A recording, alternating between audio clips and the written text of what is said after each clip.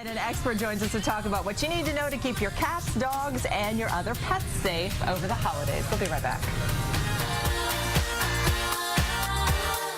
Also this morning, we're going to show you how to keep your pets safe for the holidays. Believe it or not, there are a lot of hidden dangers out there this time of year. We've got some live puppies in the studios. Back in a moment. He used to laugh and call him names.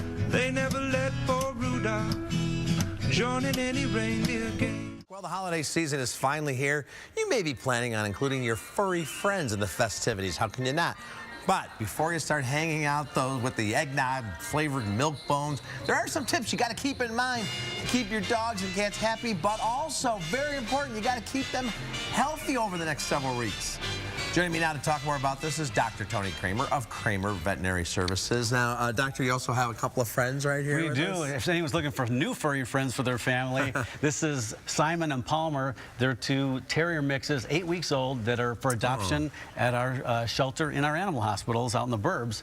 And they are just going to celebrate the holidays with us here and talk about a lot of problems that pets get into during the holidays. First of all, they're adorable, and we'll give the information where people can go if they're interested in adopting them. But because they're not mic'd, I'm going to interview you for the rest of the segment. That sounds like a good plan. Let's go in that way. So let's talk about some of the dangers. Of course, you know, people are bringing out the decorations, they're putting out the treats, and the pets often like to get involved. You know, they get all excited, they want to play around, but you got to be careful. A lot of these things they're new to the household, and they spark the pet's curiosity, and a lot of them can really get the pets in trouble. And so these are some of the most common things we see in our emergency room throughout the holidays. All right, let's go through a few of them. Let's start with alcohol. There's going to be a little bit of that. Let's always start with alcohol to get through the holidays, ladies and gentlemen. There's Dr. Kremer with his advice. Okay. And I always think about, you know, if somebody at the party laying a drink down on the ground at pet level, and for a little guy this small, just think about a couple shots in a martini, how that's going to affect a little tiny dog. And well, a lot of times because people want to get on the floor and play with the pups or the cats too. And I've seen some people even think it's a little cute. Oh, have a little sip of that. Bad idea, Doctor. Bad idea, and especially if they get into a whole drink, they can get very, very sick.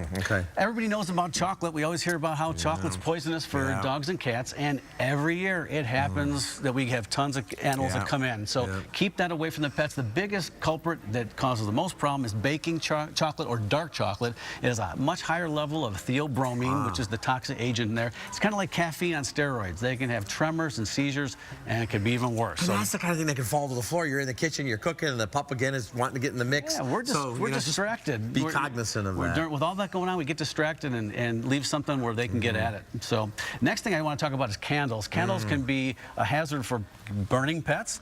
Tails swished around and get into the flames. Also, if they knock that over, they can start a house fire. So stick with something. If you have pets, stick with a battery-operated candle. Those look great. It's a lot safer. Yeah, absolutely. And what else real quick? And as we move down the line here, we talk about potpourri. A lot of animals eat this, get this stuck in their intestines. The tree has a lot of hazards. We've got to be really careful. The water in the bottom can be toxic. The water. Ornaments are glass. They can break. They all look like pet toys, and they, again, spark their interest and cause some problems. And a lot of the stuff, let's keep it elevated, right? That's a great way, you know, especially the smaller trees. Very quickly, too, I want to ask you, Doctor, what are some of the signs that your pet may have ingested something that could be really dangerous for them? That's a good thing. If we see them and they're acting sick, they're not eating, they get vomiting or diarrhea, that's a good clue that something's going on. And if we notice that something's been chewed up, we know they've ingested it, get the pet into the veterinarian. The earlier we find out there's a problem, the earlier we can treat it and more successful we'll be. Come see Dr. Kremer. Better safe than sorry, right? That's exactly it. All right, my friend, thank you so much. You bet. Thank you for having us. All right, Corey and Darlene. All right, thank you so much. Those dogs were so cute, weren't they?